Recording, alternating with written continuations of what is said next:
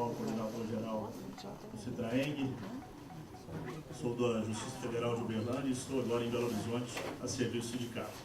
Vamos dar início agora, nessa mesa de abertura, a nossa reunião ordinária, reunião anual ordinária do Conselho Deliberativo, nos termos do artigo 24, inciso 1 do nosso Estatuto. Primeiramente, bom dia e sejam todos bem-vindos à casa de vocês, filiados do Citraeng, diretores do sindicato, coordenadores executivos e diretores de base, filiados e convidados e palestrantes aqui. Sejam todos bem-vindos ao Citraeng, a casa de luta, a casa de reuniões, para que possamos iniciar o nosso Conselho Deliberativo. Compondo a mesa de abertura comigo, Célio Isidoro, coordenador-geral pelo ramo da Justiça do Trabalho. Eu convido aqui também, para compor a mesa de abertura e proferir algumas palavras, a filiada aposentada, Lúcia Bernardes. Bate palma, viu, gente? Aposentada do TRT, atualmente sediada em Uberlândia, Minas Gerais, e já morou muito tempo em Uberlândia. E convido também, para compor a mesa, o servidor do TRE, Osmar, por gentileza. Para ter todos os ramos aqui, né? Então, pessoal, é com muito prazer que nós iniciamos esse nosso Conselho Deliberativo. E, primeiramente, por questão assim de cavalheirismo e educação, eu vou passar a palavra à nossa mais experiente aqui, filiada aqui da mesa aqui, a servidora aposentada, Lúcia Bernardes. Por gentileza, Lúcia. Gente, bom dia para aqueles que eu ainda não abracei. Os homens consideram-se muito bem abraçados. Mas deixa eu falar para vocês uma coisa. Eu estou preocupada com esse tanto de gente que está aqui. É a primeira vez que um Conselho Deliberativo tem só isso de gente. E o pior é que essa dormência está geral. Vocês entram somente no TRT, parece que o povo está tudo anestesiado. A única frase que eles sabem fazer: sindicato não vai fazer nada. Eu não falei: quem é sindicato? É você. Se você não faz, sindicato sozinho é um nome. Então, gente, nós que estamos aqui temos uma responsabilidade maior ainda para acordar esse povo. Vamos trabalhar mesmo, gente, porque o governo está acordadíssimo. Estava conversando com o Mário, cada vez a gente vê que essa bendita, maldita reforma trabalhista é o início do fim da justiça do trabalho. Então, o que a gente vê, os juízes parecem que estão todos assim desorientados, mais do que a gente. Porque as sentenças que têm saído são coisas assim horrorosas.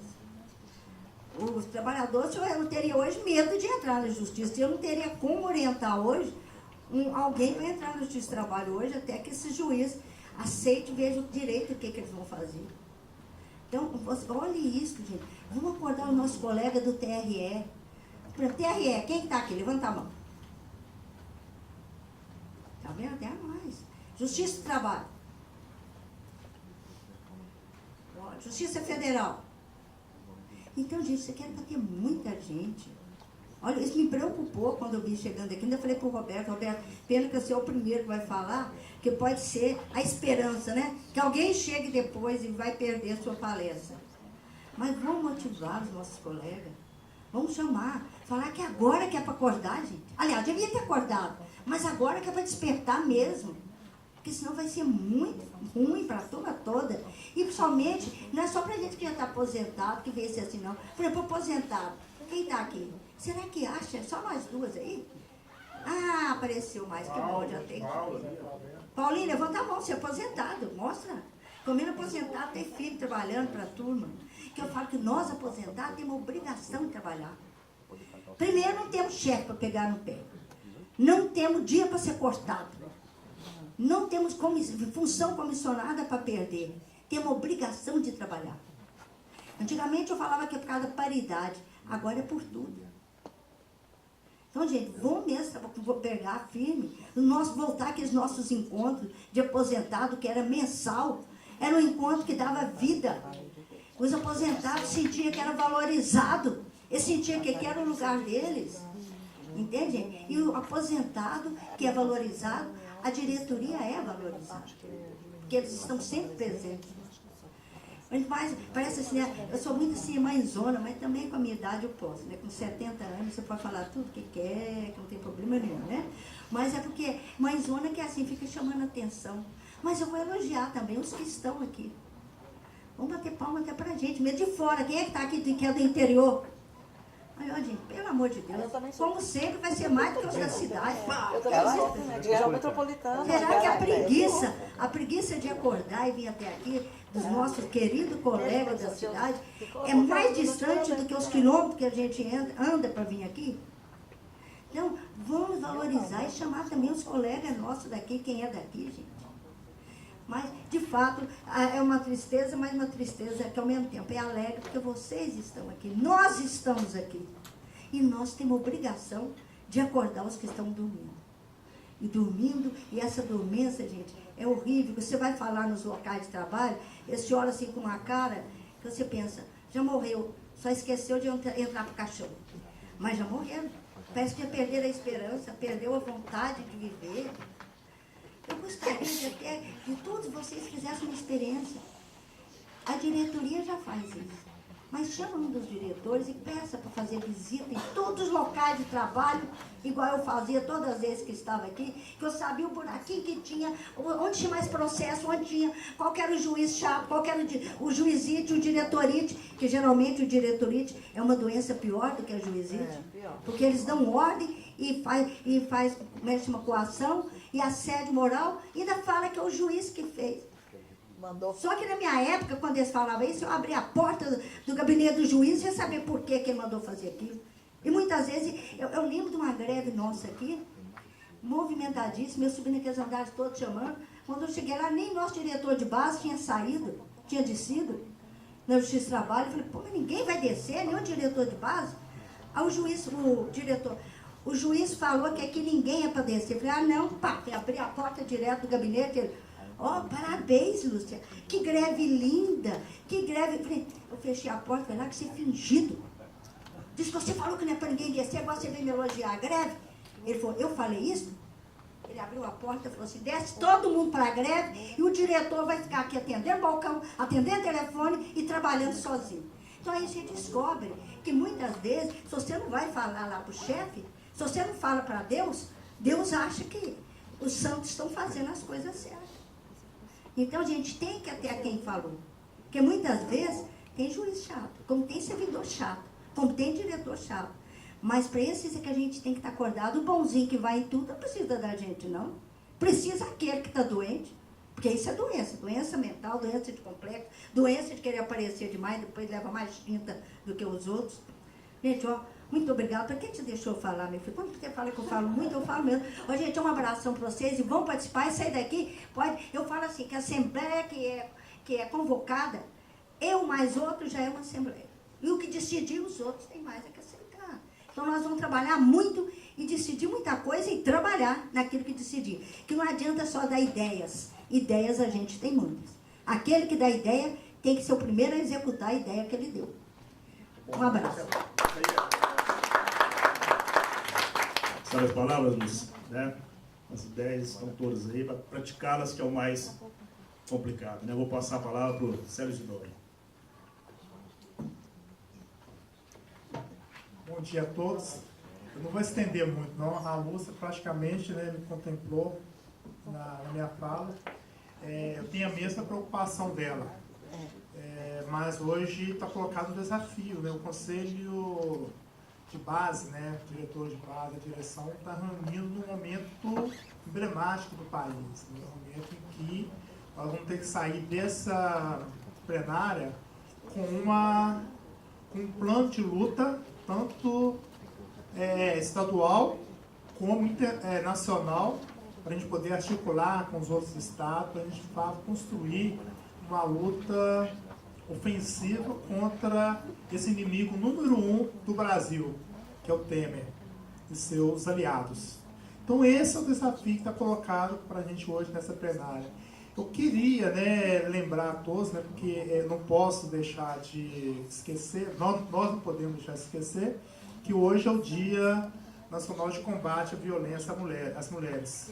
E também nós estamos no mês Novembro Negro, porque desde o dia 10, né, o movimento negro, né, ele instituiu do dia 10 ao dia 25, está finalizando hoje, alguns estados está acontecendo a marcha da periferia, né, aqui em Minas Gerais está acontecendo em Juiz de Fora, a atividade, e destacar, né, porque quando a gente fala em movimento negro ou movimento de mulheres, a gente sabe que, infelizmente, né, as mulheres ainda sofrem, são vítimas do machismo, e no mercado de trabalho, né, principalmente a mulher branca ainda luta, né, para tentar igualar o salário com o homem branco, e os homens negros, as mulheres negras são ainda, né, vítima de um preconceito, né, de um racismo que está vigorando em 130 anos, né, que os negros foram libertos, mas que também 130 anos que existe o racismo nessa sociedade. Infelizmente, nós, o movimento negro, eu faço parte, né, a gente desenha que com essas reformas, principalmente a reforma trabalhista e a terceirização, os negros serão os principais prejudicados, porque já antes disso a gente já fazia os piores trabalhos, os piores salários, né? E não vai ser diferente, com certeza. Então, assim, o desafio que está colocado para nós, no movimento negro, um chamado que a gente faz, é a construção da unidade entre todos os trabalhadores, que todos vão ser, vão sofrer a consequência dessa ofensiva do capital em cima dos trabalhadores. Querem mais lucro, mais dinheiro para poder financiar, aqui no Brasil, dar dinheiro para os agiotas internacionais. E a tarefa nossa é tentar o máximo impedir isso. Então, eu parabenizo a todos que estão aqui e dizer que a tarefa nossa é essa, construir, né, sair daqui hoje com um plano de luta, a gente possa construir uma grande luta junto com os outros trabalhadores, para a gente possa, de fato, derrotar esse inimigo número 1. Obrigado a todos. Bom, dando seguimento da abertura aqui, vou passar a palavra para o filiado, diretor de base, Osmar, para proferir algumas palavras aqui para os presentes. Bom dia, obrigado por estar aqui com vocês, que a gente sente essa morosidade dos colegas da gente, que a gente não sabe de onde partiu, que as coisas ficaram da seguinte situação.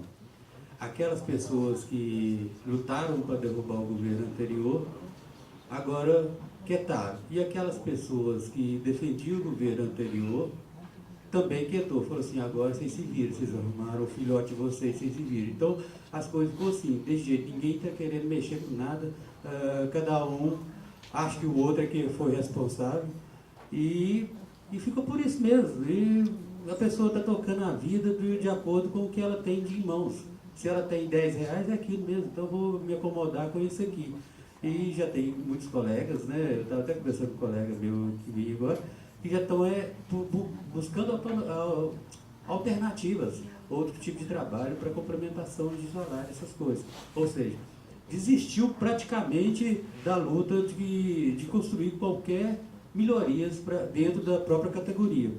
E isso foi em função dessa questão das pessoas ficarem anestesiadas diante desses pensamentos que agora há pouco eu citei. É difícil, a gente conversa, não vou não.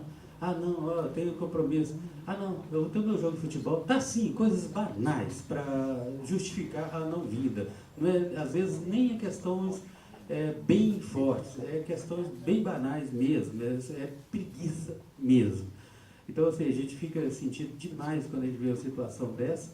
A gente tenta animar as pessoas, mas a gente também ficou bem chocado porque o governo está atropelando, fazendo o que quer, mas de todas as formas possíveis, e ninguém chia. Porque se não partir de interesses de maiores, parece que o pessoal pequeno quer continuar pequeno por melhorias que ele teve, poucas melhorias que ele teve, está perdendo, ou seja, eu já fui pobre, não posso continuar pobre. Não é assim, gente. Isso também é questão de estar sendo pobre de espírito. A gente não pode cair numa dessa, a gente não pode se dar dessa maneira. Nós temos que dar um jeito de criar uma aura melhor aí na nossa consciência, melhor, de pensamentos melhores, de otimismo melhores, para ver o que a gente possa buscar de alguma coisa, alguma alternativa, algum entusiasmo aí, porque tá difícil. Hoje, para levantar, nós mesmos estamos sentindo, e isso está caindo igual rolo compressor em todo mundo. Então, é difícil, mas nós temos que trabalhar, nós temos que, de alguma maneira, levantar isso aí, de alguma maneira nos acordarmos para melhorar essa situação. Eu espero dias melhores virão, e espero que a gente dê conta de frear um pouco esse rolo compressor. Não existe apresentar uma PEC e aprovar ela em 20 dias. É o que estão tentando fazer com a PEC da Previdência agora, como outra PEC alternativa, e aprovar ela em 20 dias. Totalmente, estão aprovando as coisas totalmente fora do contexto, até fora do contexto das normas da Câmara, do Senado e do próprio Congresso. Eles estão aprovando as coisas assim, você tem que fazer 10 reuniões, faz 10 reuniões em uma. Poxa vida, não é assim também não, quer dizer, está difícil, nós temos que dar um jeito de trabalhar isso aí, para ver se a gente melhora esse entusiasmo, para ver se a gente trabalha, melhora a própria concepção da gente e da concepção dos nossos colegas. Um abraço. Bom, com essas palavras aqui, né, nós declaramos aberto o Conselho Deliberativo Ordinário de 2017 e nós vamos desfazer essa mesa e convidar os palestrantes para iniciar os nossos trabalhos aqui. Então eu convido aos integrantes da mesa para que retornem aos seus assentos e convido para compor a segunda mesa aqui o coordenador Paulo José, coordenador executivo do Citraeng, Paulo José, que vai dirigir os trabalhos dessa segunda mesa. Por gentileza, Paulo. Mesa. Convido também o coordenador Gilson para compor a mesa. Convido o delegado de base, né? O delegado de base, o servidor Nelson, por gentileza, com essa mesa. E o primeiro palestrante dessa hora, o doutor Roberto, e em seguida teremos a palestra da doutora Juliana Benício, que comporá a mesa. Vai inverter? Pediu? Então acertaram aí? Então, doutora Juliana Benício, por gentileza, para compor essa mesa, e deixo a direção da mesa com o coordenador.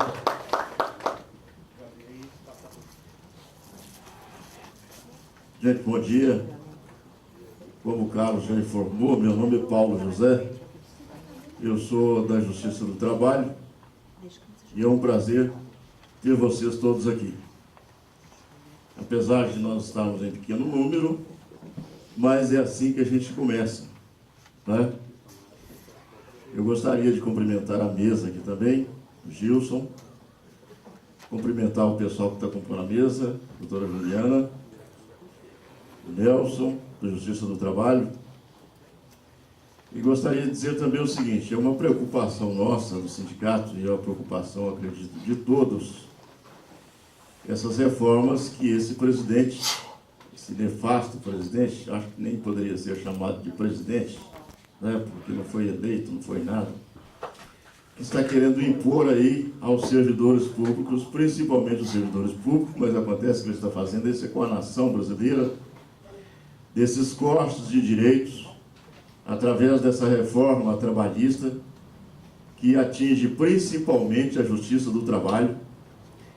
E aqui eu faço um chamamento, sei que está sendo gravado, para os nossos colegas, todos, de todas as justiças, mas principalmente da Justiça do Trabalho.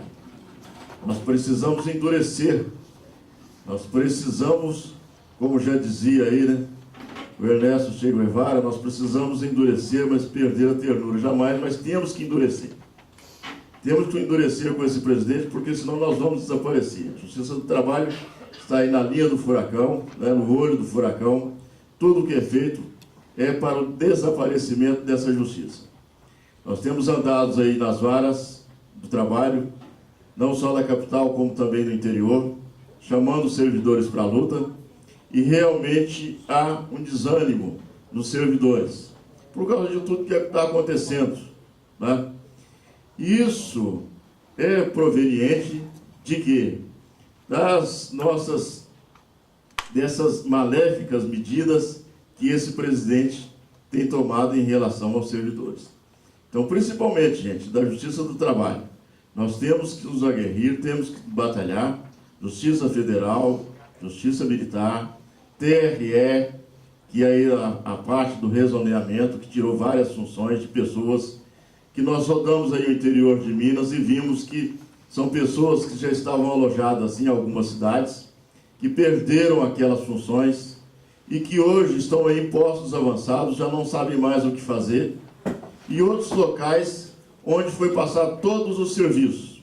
Nós tivemos, entendeu, em Arcos, e o diretor de lá estava nos informando isso. E em outras cidades também, como Pará de Minas, como Formiga, e várias outras que nós percorremos. Ou seja, a situação está difícil para todo mundo, tá? Então é preciso que nós, servidores, ergamos quanto a isso. Não só contra essas reformas, tá? Mas também, em boa parte, também das nossas administrações, dos nossos tribunais. Nossos tribunais que nós temos percorrido aí também, junto com o setor de corregedoria do TRT, na implantação do superforo nas cidades polos, onde é dito que não se tem condições de admitir nenhum servidor por causa da PEC do teto. Essa famigerada PEC do teto que congela os investimentos públicos por 20 anos. Essa, para mim, é a pior do que a reforma da Previdência. Ela é pior do que a reforma da Previdência. E que, infelizmente, nós, a sociedade, os servidores públicos, nós deixamos isso passar. Porque ela congela esses investimentos. Então, com isso, nós não vamos ter investimento no setor público.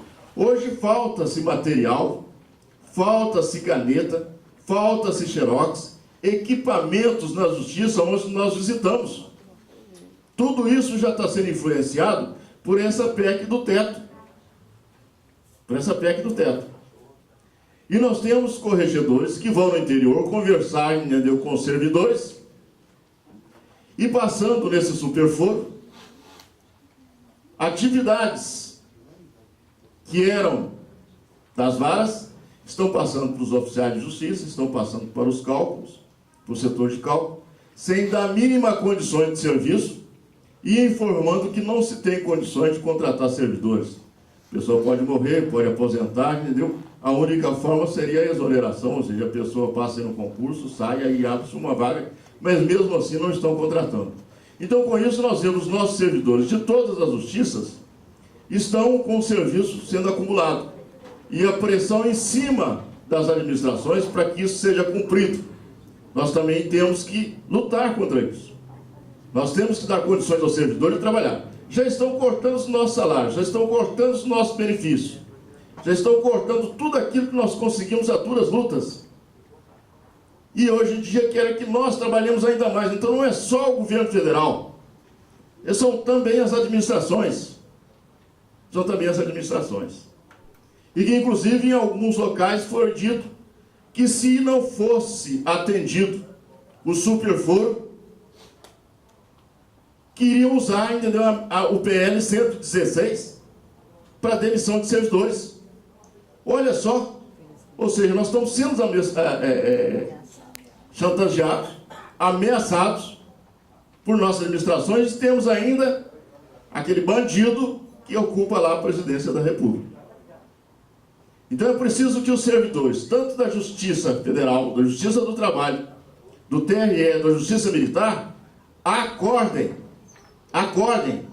Chegou o ponto que nós não temos mais saída. Nas palestras que a gente faz no interior, eu faço questão de frisar. Daqui para frente, ou se luta, ou nós vamos desaparecer. Nós vamos desaparecer como servidores públicos.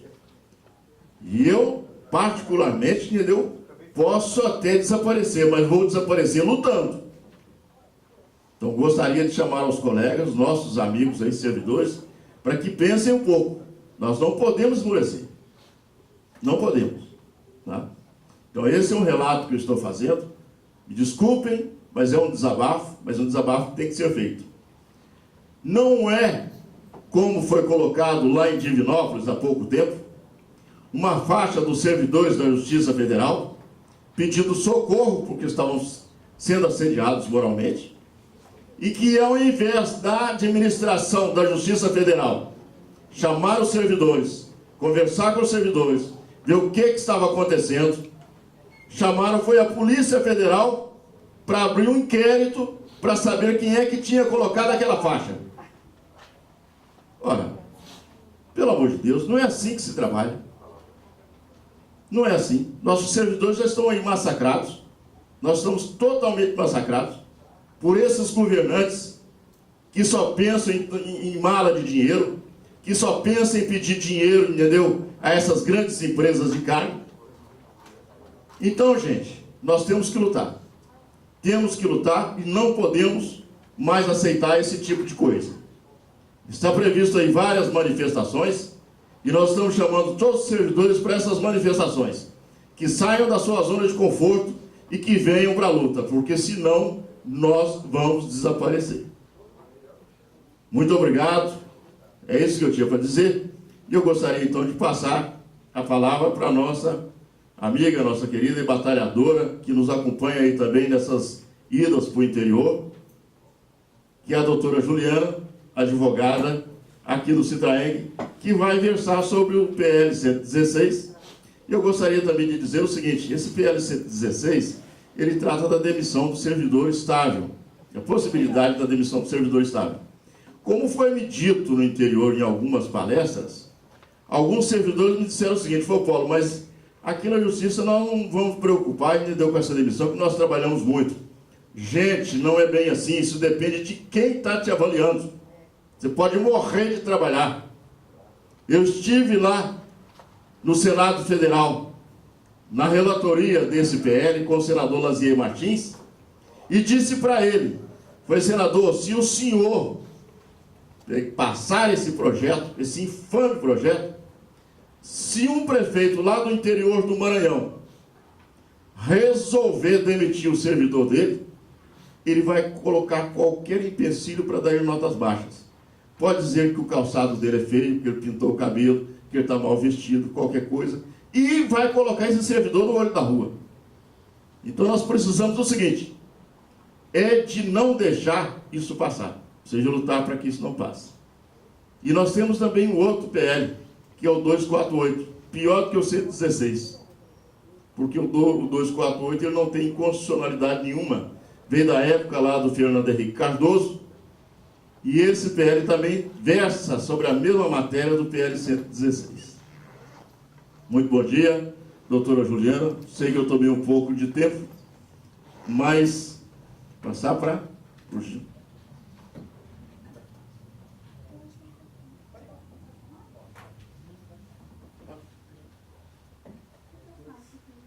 O pessoal vai ter que desocupar, porque a luz vai... Não, só chega para o lado aí, se quiser também. Paulo, cuidado.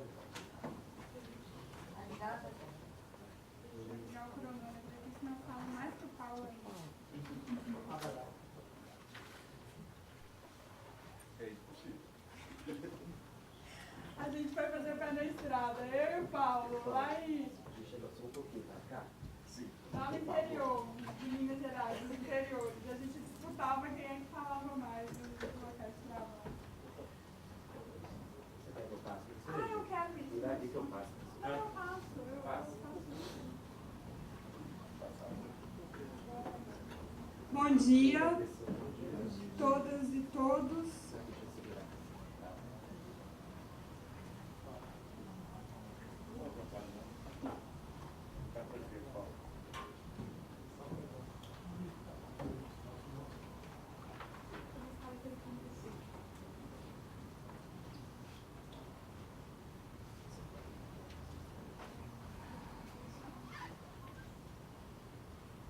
Bom dia de novo a todas e todos os presentes.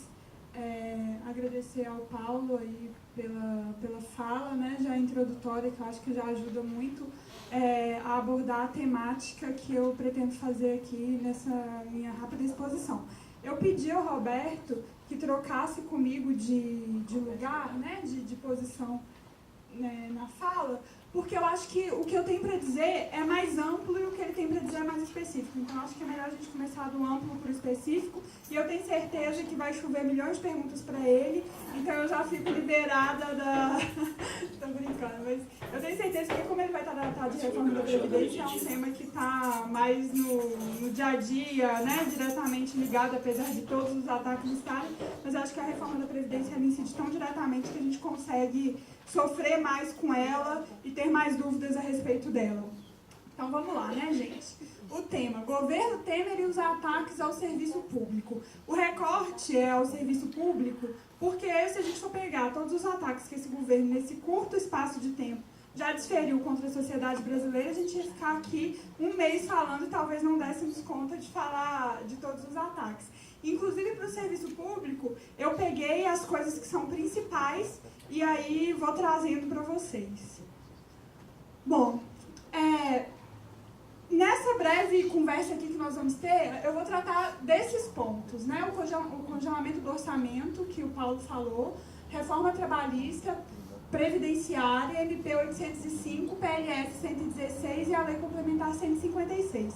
Esses são, na minha opinião, os ataques mais frontais e que todos os problemas que a gente narra aqui cotidianamente, né, que os problemas que os servidores e as servidoras estão sofrendo, eles decorrem em grande medida dessas modificações normativas aí. E o que essas modificações normativas geram? Não precisa ficar angustiados não, que depois eu vou falar de cada uma delas. Congelamento salarial e redução, né? Porque se a gente for pensar um salário que não tem reajuste de acordo minimamente com os índices inflacionários, a gente está tendo uma redução salarial. Quando a gente pega a própria MP 805, que é a que institui aumento da contribuição previdenciária de 11% para 14%, o que a gente está tendo? Uma redução salarial, né, de 3% aí para quem recebe mais que o teto da Previdência Social. E gera também a superexploração da força de trabalho na medida em que não há reposição dos quadros na justiça, e aí quem fica com o serviço todo. Vai reduzindo o quadro, mas o serviço aumenta. A gente sabe que o serviço tende a aumentar, e ainda que ele não aumentasse, se mantivesse estável, com um quadro menor, isso significa uma carga de trabalho maior em cima dos servidores que se mantêm. E eles, de uma forma geral, eles geram um empobrecimento da sociedade, principalmente se a gente for pensar na reforma trabalhista, né, que ela retira uma série de direitos para os trabalhadores, e esses trabalhadores são os seres humanos que ocupam essa sociedade. Esses seres humanos com menos direitos, mais precarizados, com menor salário, são esses seres humanos aí que estão mais empobrecidos. Bom, para a gente falar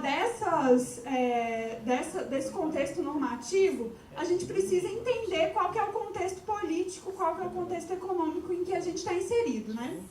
Bom, todo mundo ouve no jornal o tempo inteiro, estamos numa crise econômica, desde 2008 esse é o contexto. Há quem diga que a crise econômica, o cerne dela, são as pedaladas fiscais da Dilma, e há quem consiga fazer uma interpretação mais profunda e perceber que não tem nada a ver com Dilma, com Lula, ou com Temer, inclusive, né? A questão da crise econômica ela é uma questão de política econômica internacional. E aí o Brasil, na medida em que ele ele escolhe se inserir efetivamente na economia internacional como um exportador de produtos que são do interesse dos países do norte, principalmente, os países do centro da economia, na medida em que esses países não demandam mais tanto esses produtos, o que acontece com o Brasil? A nossa economia ela tende, obviamente, a também encolher. Então, lá no auge, um pouquinho antes da crise, no auge de 2007, enquanto as exportações elas ocupavam metade de toda a economia nacional, agora elas passaram para 1/3 da economia nacional. E 1/3 de uma economia nacional enxuta, né? 1/3 de menos, ele é menos do que aquele 1/3 ele seria em 2007, porque a economia estava mais robusta. Então, além de diminuir de metade para 1/3, um terço de uma economia mais enxuta do que ela era lá no ano de 2007. E aí, essa crise econômica ela é acompanhada também por uma crise política. Bom, além de todo o problema da questão da Operação Lava Jato, que todo mundo aqui está careca de saber, inclusive, com este problema, na verdade, a gente não sabe, não tem uma perspectiva política para as próximas eleições. Se tivesse uma eleição de síndico de prédio e ela fosse vinculada a partido político, eu acho que ia estar todo mundo aqui em crise sem saber em quem votaria para o síndico. Porque existe um desgaste muito grande da sociedade com relação aos partidos, com relação ao sistema político atual, né? Então, assim, se a gente pensar nos níveis de rejeição, eles são altíssimos para toda e qualquer proposta de candidato que a gente tiver. Lula, PSDB também não tem um nome para colocar numa próxima eleição, PMDB, o próprio Bolsonaro. Ele também, a mídia está tentando queimar muito ele, porque ele seria a opção da direita, né, para as próximas eleições. Mas como ninguém sabe direito quem é, do que é capaz de fazer, a própria mídia tradicional está nessa tarefa de queimar o Bolsonaro mesmo, e todas as últimas capas da Veja são nesse sentido. E eu coloquei ali os 3 principais nomes que estão aparecendo ultimamente, porque eu quero chamar a atenção de vocês que todos os 3, qualquer dos 3 que assumir, a cartilha neoliberal, que é a cartilha de ajuste fiscal, que é a cartilha de reformas, que é essa cartilha de todas aquelas alterações normativas que eu falei no começo, qualquer um deles vai seguir essa cartilha. Então, assim, não adianta a gente falar, eu vou fugir do Lula porque a gente já experimentou, o PT é corrupto, deixa eu correr pro Huck. A Liga, o X-Men não vai resolver meu problema, eu vou correr pro Bolsonaro. Não adianta, o próprio Bolsonaro mesmo já fez várias manifestações falando, eu vou manter a cartilha de ajuste, isso ele tentando tranquilizar o mercado para ganhar o apoio desse fragmento aí, né, dessa força dentro da sociedade. E além dessa crise econômica, além da crise política, uma crise que eu gosto de chamar a atenção, eu gosto de citar sempre, que é a questão ecológica. E a questão ecológica, ela tende a se aprofundar negativamente por conta desse modelo, desse modo de inserção que o Brasil escolheu se inserir, né? O meio pelo qual ele escolheu se inserir na economia internacional, que é como produtor de commodity. Produtor de commodity é o cara que vai plantar soja, o país que vai plantar soja para exportar. Então, para plantar soja, o que ele tem que fazer? Devastar uma imensa área, tirar uma floresta, derrubar uma floresta para plantar soja. Ele tem que fazer o quê? Ele tem que minerar, mineração loucamente, depredando ali o meio ambiente, construindo uma barragem de rejeitos gigantesca que vai romper em dado momento, porque é inevitável, a estrutura não dá conta, e vai matar a 5ª maior bacia hidrográfica do Brasil. Então, além dessas crises e somadas a elas, né, e como consequência, elas são todas interligadas, a gente tem a crise ecológica também, que eu acho que em médio e longo prazo a gente vai sentir de maneira muito concreta sobre as nossas vidas mesmo. Bom, gente, o que é que está em jogo? Eu acho sempre importante a gente falar essa brigaiada toda aí por conta da emenda constitucional 95, que congela o orçamento por 20 anos, a reforma da Previdência. O que está em jogo? O que esse povo quer? Eu não estou entendendo. Eles não cansam, não acaba nunca. Está em jogo a questão do orçamento público, né? É uma disputa pelo fundo público. E eu gosto muito desse gráfico que a Auditoria Cidadã da Dívida faz, porque ele mostra o que é o fundo público. Isso aí é o fundo público, isso aí é o PIB brasileiro. Né? Isso aí é tudo quanto é dinheiro que o Brasil tem, que o Estado brasileiro tem. E aí, vamos lá.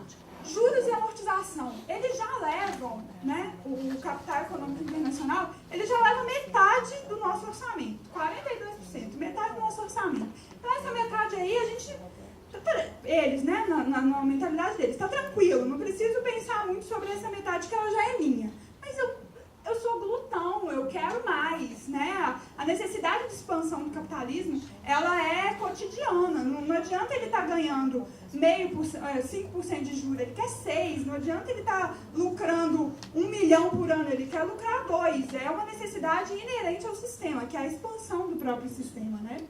E, obviamente, ela tem um limite, nada expande eternamente. Talvez o universo, mas, enfim. E aí, quais são as outras fatias que ainda podem ser abocanhadas pelo fundo privado, né? As fatias do fundo público. A Previdência Social é a fatia mais expressiva, ela leva mais ou menos 25% do orçamento nacional. E a outra grande fatia ali é a transferência que a União faz para os estados e municípios, que é aquela transferência obrigatória que é feita de acordo com a participação de estados e municípios no orçamento. É uma transferência constitucional. E por que eu trago esse gráfico? Reforma da Previdência, onde é que ela entra aí? Ela entra para abocanhar essa fatiazona de 22,69%. Ano passado, todo mundo, a gente ficou brigando o tempo inteiro contra um projeto de... O PLP... Eu esqueci o número dele agora. Esqueci, daqui a pouco eu lembro. Mas, enfim, ele falava da participação, da renegociação das dívidas dos estados, dos municípios e do Distrito Federal. Ele virou a Lei Complementar 156. Esse PL, gente, ele entrava justamente nessa segunda maior fatia aí do bolo, que é essa fatia lilás embaixo, que é a transferência para estados e municípios. O que esse PL faz, na verdade? Estado e município, na verdade, não passou para os municípios, mas passou em relação aos estados. Estado, se você tem dívida com a União, quando a União for te fazer o repasse do fundo de participação dos estados, a União vai descontar essa dívida. Ou seja, isso vai ficar no orçamento da União para ser revertido para a parte amarela ali da pizza.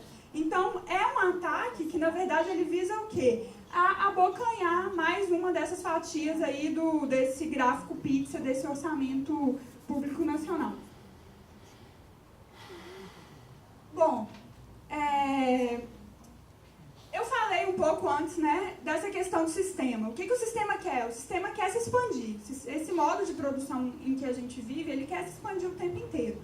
Então, inicialmente, vamos pensar no mundo lá durante a Revolução Industrial. Uma beleza, tem um mundo inteiro para ele ganhar, né? O sistema capitalista tinha um mundo inteiro a ser conquistado naquele momento, no século aí, ainda no início, 1700 e qualquer coisa, né? Século XVIII. Então ele tinha o mundo inteiro, e aí essa fase do capitalismo se chama acumulação primitiva. Depois acabou essa fase de acumulação primitiva, ele já tinha conseguido se expandir, mais ou menos, né, com muitas debilidades, mas já tinha ganhado o espaço territorial global. E aí tem a Revolução Russa e uma parte desse continente é quebrada e não se submete a essas leis capitalistas. E aí, quando cai o Muro de Berlim, beleza, a expansão do capitalismo, ela ganha mais espaço, né? Opa, tem todos esses países que em algum momento foram países socialistas para poder ganhar. Então, a expansão ainda é uma expansão territorial. Acabou, década de 90, final, início dos anos 2000, conseguiu expandir, ocupou o que tinha para ocupar, o último bastião aí foi Cuba. O que a gente tem para fazer agora? E, paralelamente a isso, começou a ter a questão da quebra do Estado Social nos países do centro, né, em que efetivamente se teve um estado de bem-estar social. Porque também não existia esse inimigo que precisava ser combatido no campo também da garantia de direitos sociais, né? Existia o inimigo socialista antes da queda do muro, então o capitalismo fazia concessões, mesmo querendo expandir, ele fazia concessões para a classe trabalhadora, porque se ele não fizesse concessões, esse inimigo vinha e abocanhava era tudo, não ficava só com a parte do leste do mundo, que onde ele tinha conseguido se expandir. E aí, com a queda, começa essa expansão territorial rumo ao leste, e ao mesmo tempo a gente agora não tem mais ameaça. Então, se nós não temos mais ameaça, o que nós podemos fazer? Podemos pegar de volta todos esses direitos sociais que a gente concedeu em âmbito internacional. E aí começa um desmonte do Estado Social em todos os países do mundo. Em alguns mais rapidamente, em alguns de uma forma mais vagarosa. Mas, e aí pra gente, né, os países subdesenvolvidos, o que acontece? Começa a haver também um desmonte do nosso Estado Social, e isso tem se aprofundado nos últimos 10 anos, e agora com a reforma trabalhista acabou realmente, né, assim, não é que os direitos sociais acabaram, mas foi a martelada maior e mais evidente de ruptura aí com esse sistema social em favor da população de uma forma geral, e a questão das privatizações, porque também as empresas públicas, elas são uma fatia do mercado muito interessante, que a gente já sabe que dá certo. Petróleo, quem tem dúvida de que a Petrobras, mesmo com todo esse escândalo, que a Petrobras é um negócio lucrativo, que os Correios são um negócio lucrativo, que a educação é um negócio lucrativo, que a saúde é um negócio lucrativo, né? Esses serviços são serviços lucrativos e que agora o mercado, nessa necessidade de expansão cotidiana, o que faz? Ataca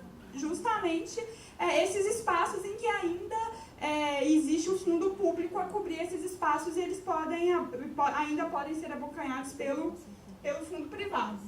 E aí, é nesse contexto que vem todos esses ataques e todas essas medidas sobre as quais eu quero falar com vocês. Congelamento do orçamento por 20 anos, que foi a PEC ano passado, né? Que ela teve 2 números, começou como PEC 241, enquanto ela estava na Câmara, e depois foi PEC 55, quando ela passou para o Senado. E aprovada, ela entrou no ato das disposições constitucionais transitórias como emenda constitucional 95. Então, quem quiser saber do texto, como que ele ficou no final, tem que procurar pela emenda constitucional número 95. Mas são os últimos artigos lá do ato das disposições constitucionais transitórias. O que essa emenda constitucional fez? É um tema batido, todo mundo ouviu, mas eu gosto de falar, eu acho importante relembrar, e eu acho que vocês também, como diretores de base, é importante ter esses numerinhos bons na cabeça, assim, para poder fazer o debate de volta em casa, né? Quando vocês voltarem para casa, fazer o debate no local de trabalho. Porque eu acho que o nosso maior desafio aqui, gente, é ganhar mentes, assim. O nosso maior desafio é o que a Lúcia tinha falado no início, é encher esse auditório, é encher a rua, é encher o Senado, é encher a Câmara, é colocar o povo mesmo em movimento, colocar o povo nos espaços públicos, nos espaços de debate. Então, a emenda constitucional 95, ela mantém o orçamento de 2016 e ela pega aquele orçamento de 2016. Vocês lembram que o orçamento de 2016, principalmente para o Poder Judiciário, ele já veio um orçamento enxuto? Justiça do Trabalho, então, foi um negócio absurdo, assim, o tanto que diminuiu. Enfim, pega esse orçamento diminuto de 2016 e esse vai ser o orçamento até 2036, por 20 anos. E aí, o que eles colocam? Eles colocam que vai ter o reajuste segundo os índices oficiais inflacionários. Tá bom. Os reajustes inflacionários, a gente sabe que é uma mentira, né? A gente vai no supermercado, ninguém dá conta de comprar nada mais, que tá um absurdo. E aí, na hora que você vai olhar o INPC acumulado, tá 2%. O IPCA... Agora eu não sei qual que eu estou confundindo. Tem um que está negativo, tem um que está cerca de 2%. Inflação negativa, teve deflação nesse país no final. Ninguém tem consenso, tem coragem de dizer isso. Mas enfim, é esse o índice que vai ser aplicado sobre o orçamento de 2016. Essa mensagem até agora tem sido uma mensagem desesperadora, né? Eu acho que quando a gente começa a refletir, a gente fica meio desesperado. Só que eu acho que a emenda constitucional 95, ela tem um espaço de barganha para a gente nesse início, nesse começo, por um motivo. Primeiro, o índice que o governo adotou inflacionário oficial aí para fins de reajuste de acordo com a emenda constitucional 95 foi 7,2%. Eu acho que ele é aquém da desvalorização da moeda, mas já é um índice. Então, cabe a gente lutar para que o orçamento para o ano que vem seja enviado com esse índice. Inclusive o orçamento aí, por exemplo, do ticket de alimentação, né, dos tribunais. Existem estudos comprovando que existe margem orçamentária sim para aumentar, pelo menos nesse ano. E se a gente não luta pelo aumento desse ano, gente, quando for ano que vem, eles não vão dar o acumulado desse ano com o acumulado do ano que vem. Eles vão dar só do ano que vem. Então, é super importante a disputa de orçamento ano a ano. Porque se a gente come mosca num ano, no outro ano a gente já perdeu 12 meses para trás. Enfim, além disso, o que aconteceu? A emenda constitucional 95, para poder ganhar um mínimo de adesão do judiciário, ela tem um artigo que foi incluído por último lá, que fala o seguinte: o Poder Executivo, ele pode dar parte de seu orçamento para os outros poderes, caso ele entenda isso necessário, nos 3 primeiros anos de vigência da emenda. E o Executivo assim fez. Ele deu menos de 1%, é 0,025, né? 1/4 de 1% do orçamento dele deu para o Judiciário. Então a gente teve um acréscimo aí. E pensar que o orçamento executivo é o maior orçamento, né? É um orçamento super gigante. Então esse 1/4 de 1%, ele representa um valor significativo. E a gente está reproduzindo o discurso da administração, eu inclusive, eu acho que a gente precisa rever isso, de dizer o seguinte: olha, não, com a emenda constitucional 95 acabou, jogando a toalha, não tem como repor o quadro dos servidores. Não é verdade, gente, porque em 2016 teve reposição de quadro. Entrou menos do que a gente precisava, mas teve reposição. Então isso está no orçamento de 2016, e está no orçamento, e vai ter que... Esse valor das pessoas que foram repostas em 2016, ele está no orçamento. O orçamento conta com esse valor. Então, no mínimo, a reposição do quadro, de acordo com o que foi feito no ano de 2016, é uma luta que a gente ainda pode fazer e que a gente tem margem para encampar. E é óbvio, gente, isso tudo eu estou falando das lutas dentro das normas vigentes, porque eu acho que a luta maior tem que ser realmente para derrubar essas normas e restabelecer o estado anterior, ou inclusive um estado melhor do que o que a gente tinha antes, né? Bom, passando na emenda constitucional 95 para a lei complementar 156, que foi aquela que eu falei do refinanciamento das dívidas do Estado e do Distrito Federal. Talvez vocês lembrem desse debate que no final de 2016, junto com a luta contra a PEC 241, era a luta contra o PLC 54 de 2016, que é justamente esse que fala do refinanciamento das dívidas do Estado junto à União. Mas isso eu já falei e eu vou pular. Bom, e ainda o que a gente tem? A questão da reforma trabalhista, como é que ela atinge a vida dos servidores públicos, né, de uma forma geral, os de regime próprio de previdência. Principalmente os trabalhadores da Justiça do Trabalho, eu acho que são os mais afetados. Afetados na medida em que são quem aplica a nova legislação trabalhista. Então, um amigo meu que é juiz em São Paulo, ele estava falando: Juliana, aqui na minha vara, a gente recebia por mês cerca de 200 processos distribuídos. No mês de novembro, até o dia 10, no dia 10, eu recebi 100 reclamações trabalhistas. No dia 10, 100 reclamações trabalhistas. Na semana subsequente à reforma, eu recebi duas. Ou seja, se a intenção deles era esvaziar a Justiça do Trabalho, eles estão conseguindo esvaziar a Justiça do Trabalho. Eu acho que foi aquilo que a Lúcia falou na fala dela. Eu não consigo nem olhar para um cliente hoje e falar: olha, vai lá, juíza. Você fica com medo, ninguém sabe como que isso vai ser aplicado, né? E as sentenças que a gente tem visto, realmente são sentenças que aplicam sucumbência gigantesca para o reclamante. Então, eu acho que esse efeito de esvaziamento da Justiça do Trabalho, pelo menos inicialmente, a gente realmente vai perceber. E com esse esvaziamento da Justiça, gente, o que a gente tem é que o objetivo deles de extinguir a Justiça do Trabalho fica um objetivo mais plausível, mais palpável, né? E a gente tem que lutar exatamente contra essa possibilidade. Outra coisa que eu acho que a gente tem que pensar é que tudo que diminui a qualidade de vida de parte da sociedade nos atinge. Por mais que eu, hipoteticamente, não seja uma seletista, eu tenho lá meu plano de cargos e salários, mas a sociedade está mais pobre, eu vou me submeter a quê? A mais pobreza, porque eu vou andar na rua, gente, ninguém vive isolado aqui, né? A gente vai estar submetido a mais violência, a mais pobreza, porque a pobreza, infelizmente, ela gera violência. Então, isso é uma coisa que a gente precisa entender.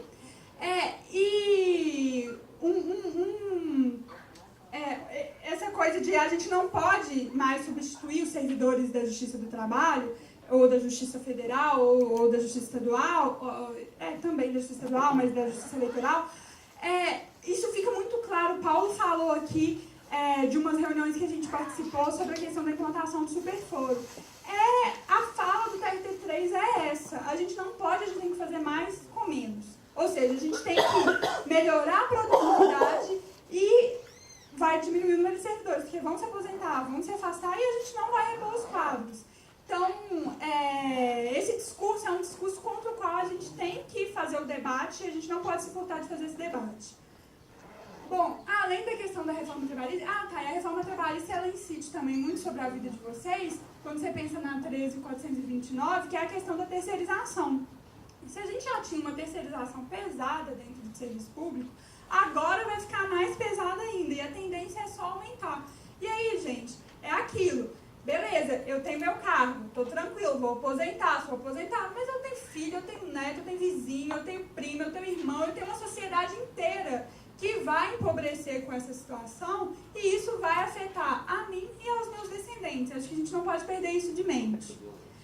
Bom, a reforma previdenciária, o Roberto vai falar sobre ela, mas dentro desse contexto que eu estou colocando, é aquela coisa que eu falei de disputa do fundo público. A reforma previdenciária é basicamente isso. E aí, para sobrar mais dinheiro, para ir para aquela fationa amarela do gráfico pizza, aumentam-se os requisitos para aposentar, diminui-se o valor das aposentadorias, criaram aí, e aí é o maior exemplo da privatização, né, da Previdência, que é o FUNPRESP. E o FUNPRESP é sempre bom a gente pensar, para pensar no FUNPRESP, na efetividade dele, no Postales. Eu adoro o exemplo do Postales. O Postales é um fundo de previdência dos servidores do Correio. E o Postales quebrou. Por quê? Fizeram investimentos, porque isso é mercado financeiro, né? A previdência privada ela é basicamente assentada nessa questão especulativa de mercado financeiro. E aí fizeram maus investimentos e o Postales quebrou, enfim.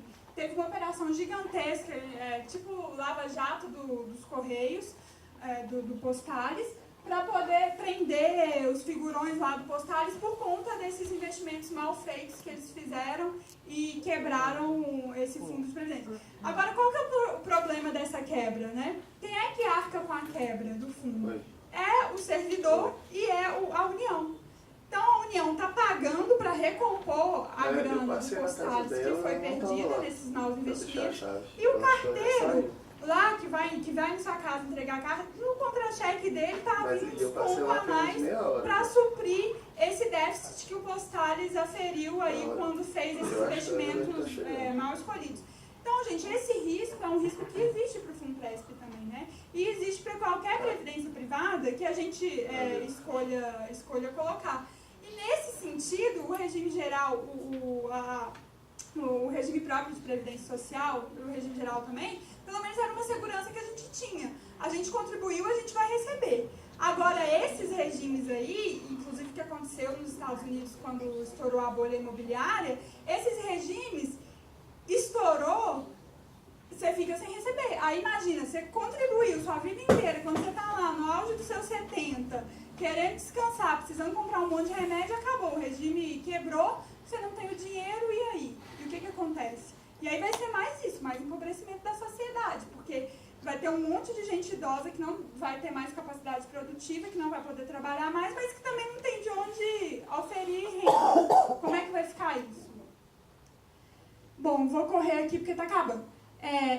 A medida provisória 805, que é o ataque mais recente, né? E eu acho a medida provisória 805, assim, ela é ótima para demonstrar a ideologia, né? O que eles estão, qual que é a ideia com que eles estão trabalhando, assim, o que eles estão jogando na sociedade acerca do servidor público.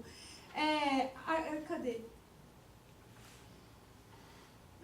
Eu vou falar por aqui. O artigo 37, ele aumenta, né, de 11% para 14% a contribuição. O artigo 38 fala que isso vai valer a partir de 1º de fevereiro de 2018. Isso eu só trouxe esses dois artigos porque são eles que afetam diretamente a vida de vocês. Mas para as carreiras do executivo, sabe a lei do leitinho, que vocês tiveram o parcelamento do reajuste? Ano passado foi uma chuva de leitinhos por aí, né? Então, as leis do executivo, que também deram reajuste parcelado, essa medida provisória, ela cancela todas. Então, esses servidores do executivo que estão contando com esses reajustes parcelados para frente, pela MP 805, esses reajustes parcelados não virão. E aí também tem uma ajuda, a questão da ajuda de custo quando você é transferido a bem do serviço público, ela que podia ser de até 3 meses de remuneração, essa ajuda de custo, ela cai para 1 mês. Bom, o que o Citraeng já fez sobre isso? Acho que é bom saber também, para vocês conversarem no local de trabalho. Já foi ajuizada uma ação para discutir a constitucionalidade da medida provisória 805. Ela está tramitando na 3ª vara lá em Brasília, foi distribuída lá. Enfim, só a título de vocês saberem, para discutirem mesmo, e inclusive para ganhar novas filiações para o sindicato, que foi principalmente por aí que a gente conseguiu no último painel de estrada que a gente fez, conversando com as pessoas, falando da MP, falando do ajuizamento da ação, as pessoas filiarem para saberem que estão resguardadas pelo menos contra esse confisco aí de 11% para 14%. O PLS 116. Vou ficar para depois, né? Vou ficar para depois. Eu acho que seria até bom a gente juntar, o Roberto fala, eu falo, depois faz uma rodadona de pergunta, anota aí. PLS 116. O que o PLS faz? Ele coloca avaliação a cada 6 meses de trabalho. Então, cada servidor vai ter 2 avaliações por ano.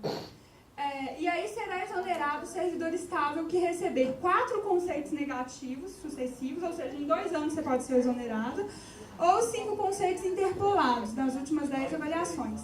Era aqui que eu queria mostrar a ideologia que está por trás, assim, como o servidor público ele é culpado das mazelas do Brasil, né?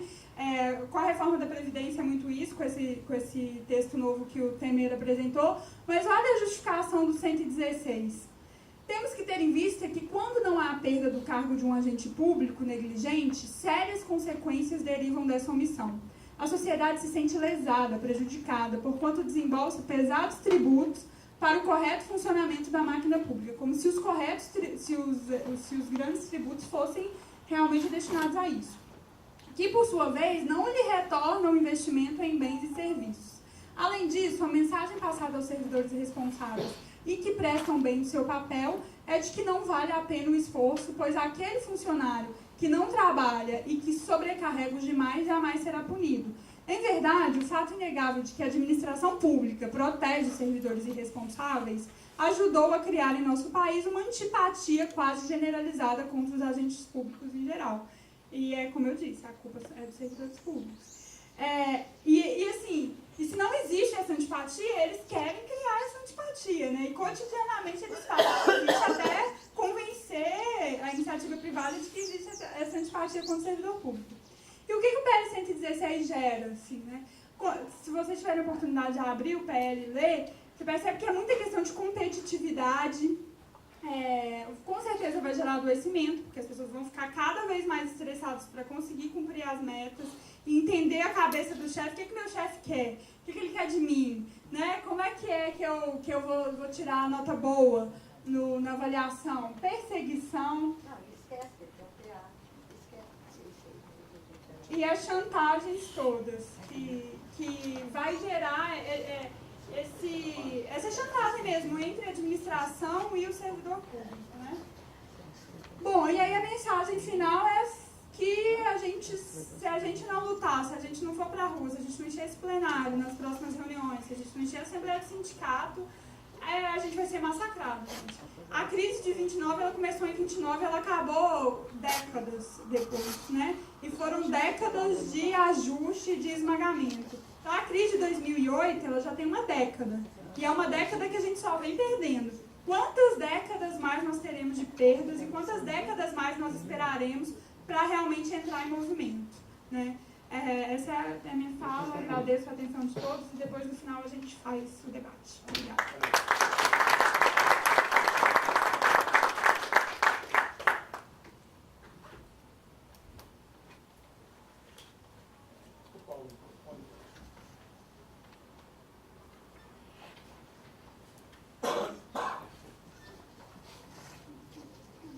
Eu gostaria de convidar, retornar à mesa aqui, o coordenador Gilson, coordenador do Citraeng, para que ele conduza essa segunda parte dos nossos trabalhos.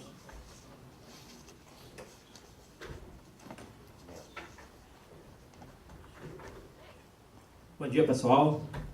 Como o Paulo já me apresentou aqui, meu nome é Gilson Martins, tá? Sou servidor da Justiça Federal em Paracatu e agora estou atualmente nessa nova diretoria do Citraem como coordenador regional. Tá? Sem dúvida nenhuma, né, não vou me delongar aqui não, vou ser bem breve para passar aí para a palestra do Dr. Roberto, mas só colocando o seguinte ponto, né? Sem dúvida nenhuma que nós temos que continuar aí, temos que manter a luta mesmo, porque os servidores nos seus locais de trabalho estão desanimados.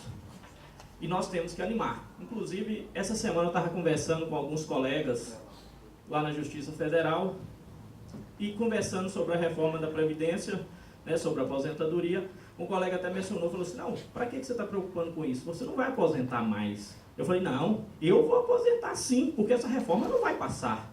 Né? Nós vamos lutar e ela não vai passar. Então, quer dizer, nós temos que encorajar mesmo a turma aí, temos que lutar. Porque senão são vários direitos. Se a gente parar para pensar, a gente tem até que organizar para ver como que faz. Porque tanta coisa que nós estamos perdendo, é quinta, os 13, é reforma da Previdência, é o desmonte da nossa justiça aí como um todo. Então, temos que ver até onde vamos conseguir lutar, mas temos que lutar. Tá? Mas para não delongar, antes de convidar o Dr. Roberto, eu vou passar aqui para o colega Nelson também, para que se apresente aqui. Bom, gente, bom dia. Meu nome é Nelson, eu sou do TRT, sou agente de segurança e não tem mais nada o que falar. Tanto o Paulo como a doutora Juliana falou com muita ênfase, com muita prioridade, com muita capacidade. E realmente eu só quero enfocar um ponto que realmente é algo que está acontecendo, já aconteceu e hoje está muito mais forte. E isto é real. No TRT3, eu falo dentro da minha realidade, nossa lá. Eles estão querendo que a gente faça mais com menos recursos. Isto é um fato. Isso tem gente, isso através dessa meta ou desse foco em que eles têm, eles não estão se importando com os meios, eles estão se importando com os fins. Então eu deixo essa fala, eu deixo esse pequeno, essa reflexão, que realmente é um fato. E eles não estão se importando com a gente. Seja através do assédio moral, seja através de punição, seja através de outros recursos, ou seja, de qualquer outro artimanha em que eles querem, mas eles têm que cumprir a meta. Nós, servidores, ralé, segunda classe, a gente fica para baixo. Já agradeço a oportunidade, passo a palavra para o Paulo. Muito obrigado pelas suas falas gentis. Gostaria também de agradecer as falas da doutora Juliana, muito oportuna, e retorno novamente ao nosso querido coordenador Gilson. Então agora vamos convidar para falar aqui um pouco para a gente sobre reforma da Previdência o Dr. Roberto Carvalho, presidente do IEPREV.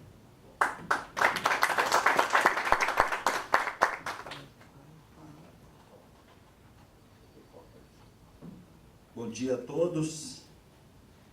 Gostaria de agradecer o convite que me foi endereçado aí pelo Citraeng. Para mim sempre é um prazer falar sobre direito previdenciário, que é o tema que eu tenho estudado desde quando eu me formei, e hoje advogo exclusivamente no direito previdenciário, seja na parte de regime geral de Previdência Social, INSS, que é o gestor do RGPS, quanto regimes próprios de Previdência Social e Previdência Complementar. Então, ou seja, a minha paixão mesmo é o direito previdenciário, é o tema que, inclusive, tenho atuado como professor em vários cursos de pós-graduação em direito previdenciário. Também temos um grupo que nós trabalhamos na Universidade Federal de Minas Gerais, que eu coordeno, que é o Grupo de Estudos de Direito Previdenciário.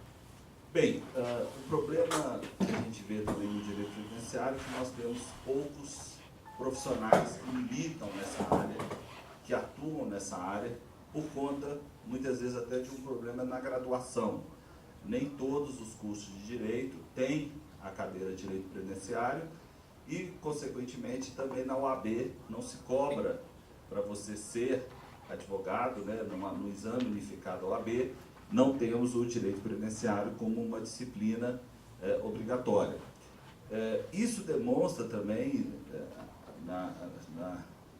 dando continuidade à fala do doutor Juliana, o descaso que o próprio direito, o próprio Ministério da Educação, a própria OAB, vamos dizer assim, que é a nossa entidade de classe, dedica ao tema direitos sociais como um todo. Quer dizer, após a Constituição Federal de 1988, a grande reviravolta que a Constituição Federal oportunizou a nós, cidadãos brasileiros, foi a parte da ordem social, sobretudo da seguridade social. Antes da Constituição Federal de 88, nós não tínhamos seguridade social no Brasil. Não sei se os senhores se recordam, para você ter acesso à Previdência, à saúde, o INAMPS, você tinha que ser contribuinte do INPS. Né? Então a saúde não era pública, não era, uma parte dela era pública, mas ela não era gratuita, não era universal, o princípio da universalidade não tinha o alcance que passou a ter com a Constituição Federal de 88.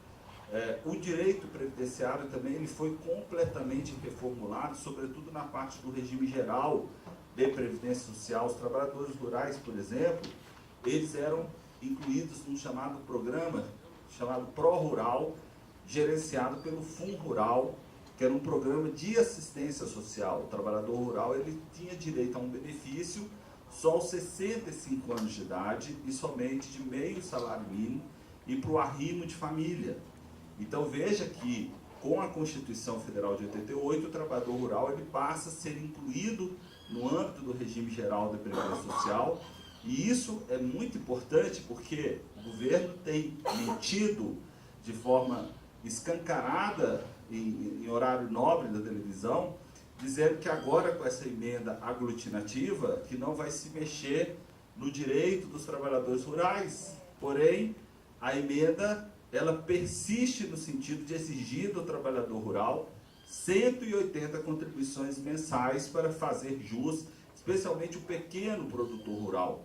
Então, além dessa ação que já foi proposta pelo FENAFISCO e também pela Anfip para barrar essa propaganda que diz que o servidor ele é titular de privilégios, ou seja, uma deturpação total de todas as reformas que ocorreram com a emenda 20, com a emenda 41 e com a emenda 47, e uma mentira sobre a perspectiva do trabalhador rural, que eles continuam na emenda aglutinativa, prevendo uma mudança na previdência do rural, que vai passar, o pequeno produtor rural ele vai ter que recolher a contribuição, hoje ele é obrigado a recolher, mas não é requisito para a aposentadoria, e sob a perspectiva mentirosa também, que o privilégio maior, que é a previdência dos parlamentares, eles não estão alterando a manutenção de uma previdência específica para o parlamentar, que é, aliás, uma norma inconstitucional, a Lei 9.506, que extinguiu o Instituto Previdenciário dos Congressistas, mas manteve regras diferenciadas aos deputados federais e aos senadores. Esse é o grande privilégio que não foi extinto. E outras questões relacionadas à previdência dos militares, que também não tem nenhuma alteração. Como conceber hoje que filha casada de qualquer idade, não é filha solteira não, filha casada de militar, tem direito à pensão por morte? Quer dizer, isso é completamente inconcebível. Isso sim é privilégio, né? E isso não foi de forma alguma atacada nessa reforma previdenciária. Agora, quando eles apuram o déficit, o suposto déficit da Seguridade Social, eles incluem na conta a previdência dos militares, que, a meu ver, nem se pode falar em previdência, porque os militares eles não contribuem para a sua reforma, eles contribuem para pensionamento, né, para pensão, e não para a previdência deles mesmos. Então, quer dizer, como conceber, né, e aí nós vamos incluir nessa ação civil pública, que devemos ajuizar semana que vem no Instituto de Estudos Previdenciários, para que o governo faça uma contra-propaganda, que ele seja obrigado a desmentir o que ele tem dito aí, de que não vai mexer na Previdência do Rural, e a proposta é para alterar a Previdência, que ele está combatendo privilégios, sendo que os privilégios eles estão sendo mantidos das castas de parlamentares e outros grupos da sociedade, e que efetivamente estão sendo extintas regras de transição que foram previstas pelos próprios constituintes derivados. Como se pode admitir que abolir regras de transição, regras de transitórias, que foram aprovadas pelo próprio Congresso Nacional, que isso é privilégio, né? Ou como admitir isso? Isso é um assédio moral, isso afeta toda a dignidade dos servidores públicos, dos regimes próprios de previdência social, né? Então, contra isso, nós temos que nos posicionar. Não sei se ali tem os slides para eu passar. Bem, aqui rapidamente, então nós temos que primeiro nos posicionarmos do ponto de vista judicial contra a volta dessa propaganda enganosa que o governo federal está patrocinando, algo em torno de 100 milhões de reais que estão sendo gastos para promover novamente a reforma da Previdência. E aí eles falaram, nós cometemos um engano no início nós estávamos ali falando, reformar para preservar, agora nós vamos falar que a reforma da Previdência ataca privilégios. E foi muito em função desse paradigma que eles estabeleceram do ponto de vista marqueteiro, que eles não aprovaram uma reivindicação dos servidores públicos, que era preservar as regras de transição das emendas 41 e das emendas 47. Nós vamos tratar disso, que eles entenderam que isso seria um privilégio, manter uma regra de transição aprovada pelo Congresso Nacional, seria um privilégio manter a paridade e integralidade para quem não teria que completar as novas regras que foram instituídas, que poderiam ser instituídas por isso. Eu não vou perder tempo, porque é uma questão específica para alunos, né, pessoal que está começando, mas aqui eu acho interessante falar, a gente traçar um histórico rapidamente sobre a Previdência, que no Brasil só passou a ter o caráter contributivo, efetivamente, a partir da emenda constitucional número 20, publicada no Diário Oficial da União no dia 16 de dezembro de 98. Então, no caso dos servidores públicos federais, não, já havia recolhimento de contribuição previdenciária. Antes, a emenda constitucional número 3 de 93 já previa a incidência da contribuição previdenciária sobre a remuneração dos servidores públicos federais, mas no âmbito estadual e municipal, a incidência de contribuição previdenciária só passou a ter a partir da emenda constitucional número 20 de 16 de dezembro de 98. Quer dizer, o governo, quando ele fala na questão do equilíbrio financeiro e atuarial dos regimes próprios de previdência social, eles têm que levar em conta nesse estudo o fato de que a aposentadoria era considerado um salário diferido, um prêmio. Essa era a terminologia técnica. A aposentadoria não era um benefício para o qual eu contribuía.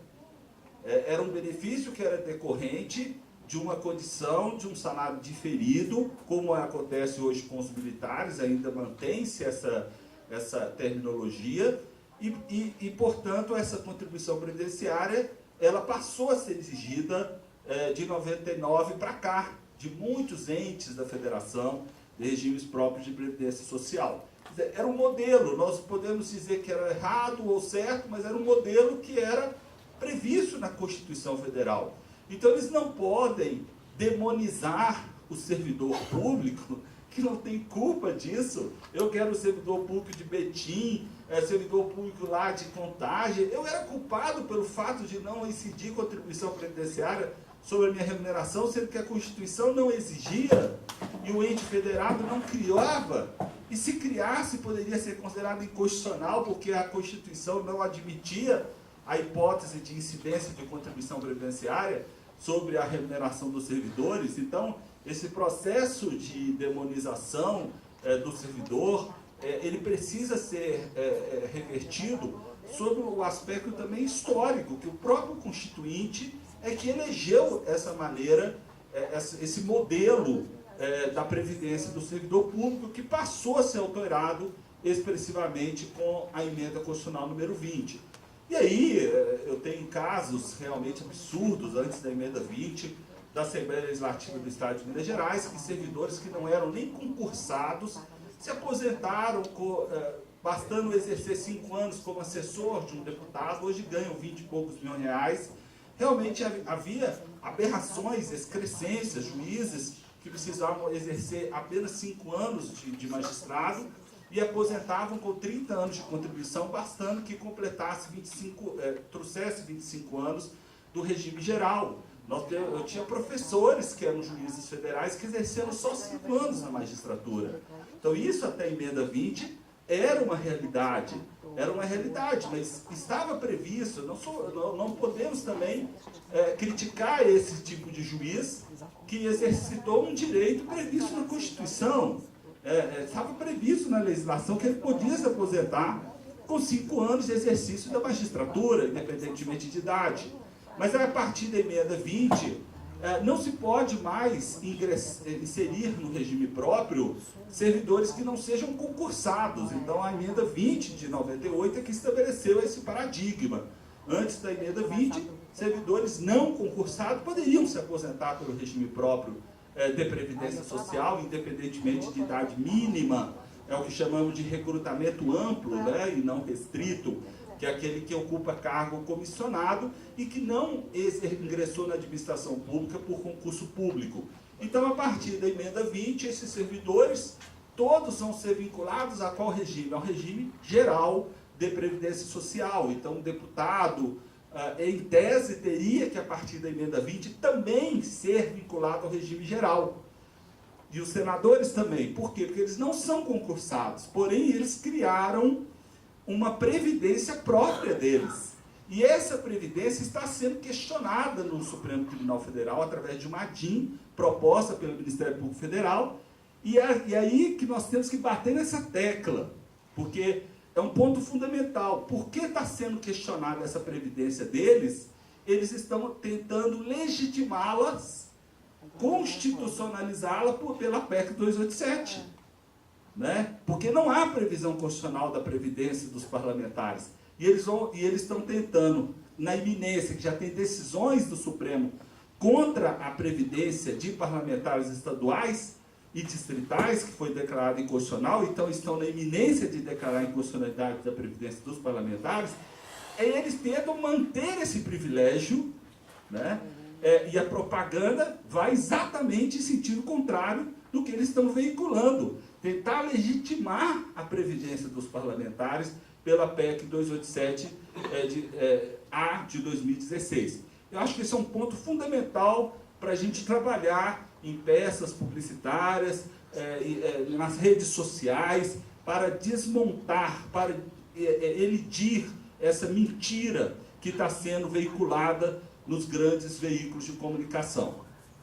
Tá? E aí, uma questão que também é muito importante, o servidor tem que deixar claro que ele recolhe, primeiro, no caso do âmbito federal, desde 93, recolhe sobre a totalidade da sua remuneração, recolhe sobre, então é 11%, agora, pela medida provisória que a doutora Juliana comentou, a partir de fevereiro, se aprovada for essa, ela já foi aprovada, aliás, mas se for convertida em lei, mas de qualquer forma, a partir de fevereiro do ano que vem, se ela não for declarada inconstitucional ou não houver uma medida cautelar, o servidor que ganha acima de R$ 5.531,31, servidor ativo ou inativo, vai incidir, a partir do valor que supere esse valor, 14% a alíquota, sem nenhum cálculo atuarial, sem nenhum estudo. Foi apresentada essa medida provisória 2 semanas após a CPI da Previdência, que concluiu exatamente da importância.